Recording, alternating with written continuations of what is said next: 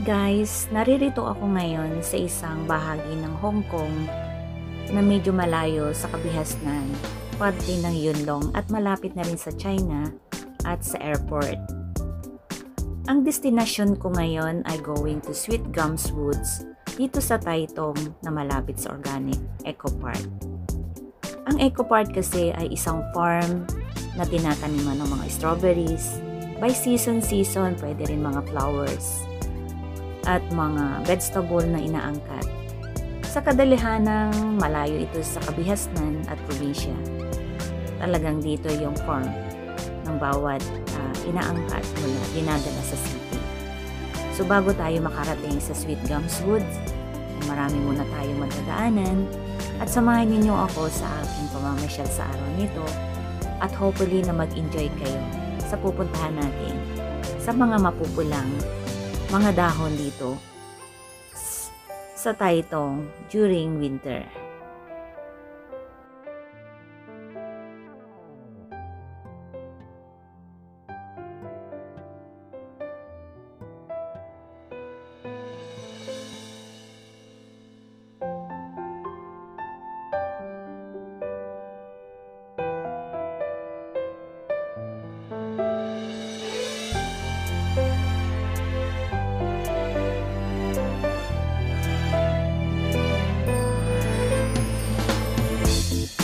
At ito na yung mga organic na vegetable na nanggaling sa mga farm dito sa may Yunlong.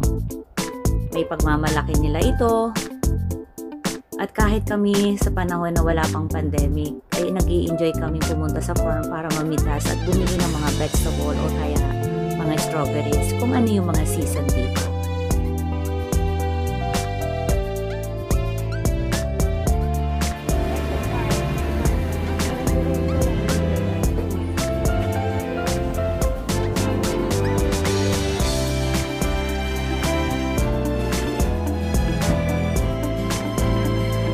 And this is my first time visiting here in Taitung, Sweet Gums Woods in Yunlong. At grabe ang daming tao. Dahil during that day is December 25, so lahat ng mga tao ay holidays at gusto nilang i-enjoy ang pagkakataon na makita nila yung mga red leaves dito sa Taitung. The popularity of the red leaves has exploded, yun ang sabi nila. At yun nga ay nag-uumpisa between November to December, kaya they have a chance to see it.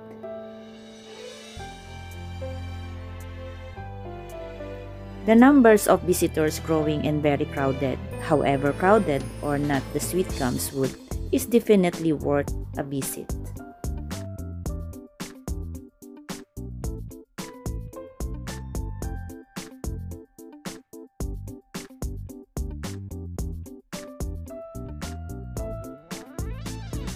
Alam nyo ba na tinawag itong Little Korea because of the red leaves during winter? Let's be honest, Hong Kong basically has two seasons only, that is winter and summer. But there is a short window of time around November when the temperature is delightfully cool and you can actually go to bed without the AC on the full blast. So get ready to step on some crunchy foliage and embrace the fantastic autumn days with a visit to these places in Hong Kong.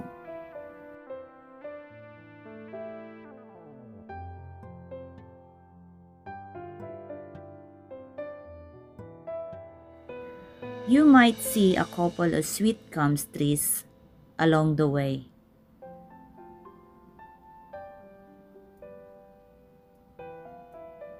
The cluster of red leaves is farther ahead, and this is starting point when you see sign for the red leaves.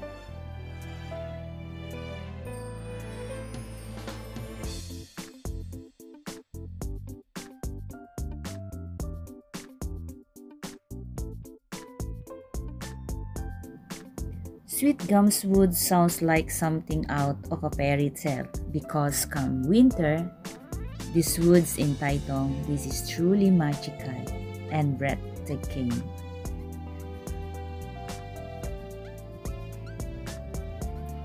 The leaves on the sweet gum trees are changed color to different shades of yellow, orange, and red. And as the trees that surround them continue to stay green, this contrast of color is truly a beautiful sight to behold.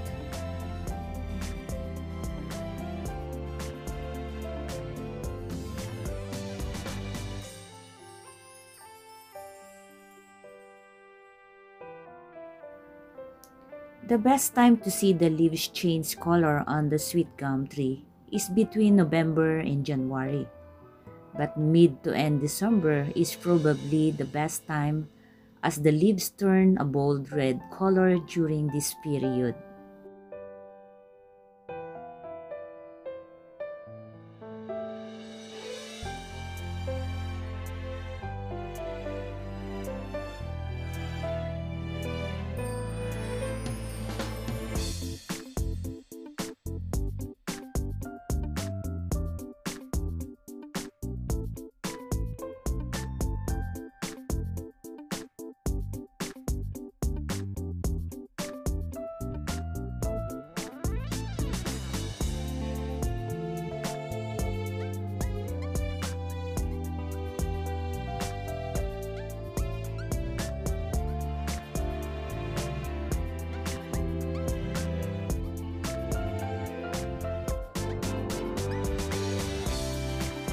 When it comes to admiring autumn foliage and welcoming in the new season, there's no better place in Hong Kong than Tai Thong Eco Park.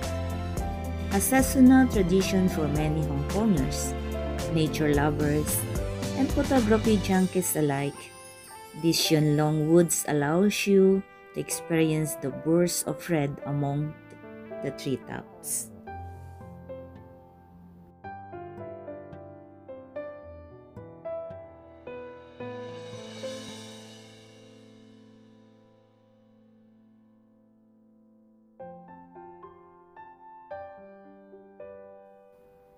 Pagtapak ko sa lugar na ito ng Sweet Gums Woods in Tai Thong, which gives you a feelings of walking an European-style garden. But during nasa Europe ako, di ko ito masyadong pinapansin, lalo na't naglalagasan ng mga dahon. The woods become a popular attractions in Hong Kong when the leaves of the sweet gum trees turn red. Ganito pala ang pakiramdam kapag talagang bibigyan mo ng pansin ang isang bagay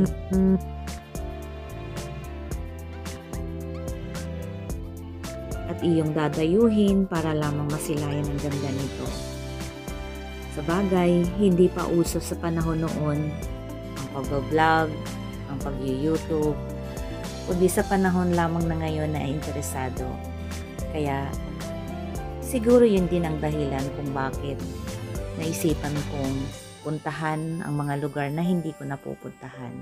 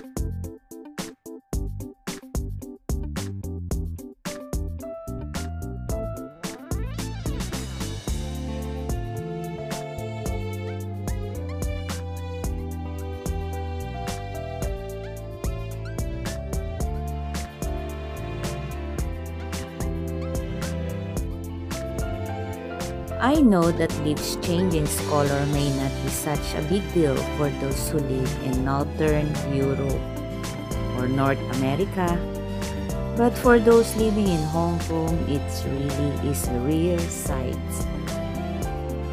At kung mapapansin ninyo, ang mga dahon nila ay may kulay yellow, orange, red, green, at nagbabago-bago ang mga templado ng kanilang mga kulay. Ang senaryo at kagandahan ng lugar na ito ay super ang ganda. At dahil nga sobrang dami ng tao at napaka-crowded dito, at kahit gusto mo magpakuha ng mga larawang solo, ay hindi ka makasingit sa gusto mong lugar na kung saan mo gustong pumesto. Kaya tuloy ang nangyayari sa amin ay sumingit na lang kung saan ang may available or imuni-muni na lang at silipin ng mga nagagandahang mga dahon na ito. Ikaw ba? Umahanga ka rin ba sa ganda nila?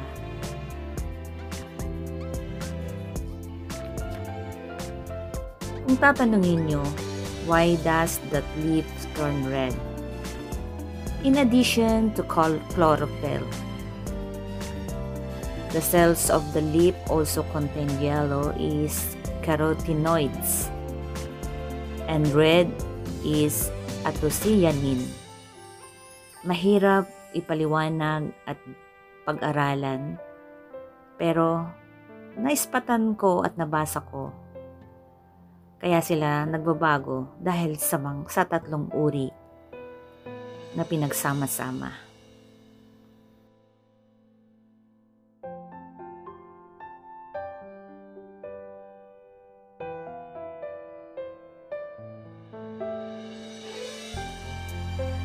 The Sweet Gums Woods is located in Tai Lam Country Park, Tai Lam Country Reservoir here in Hong Kong. The reservoir is another very scenic, very popular, and highly photographed location. Isang napakagandang experience ang aking naranasan sa lugar na ito ng Sweet Gums Woods. At kahit sumakit ang aking mga paa, at kung bibigyan ulit ako ng pagkakataon, mulit-muli babalikan ko ang lugar na ito. At gusto ko pa rin maranasan at makita ang ganda ng Sweet Gums Wood dito sa Yunlong. Maraming salamat sa inyong lahat.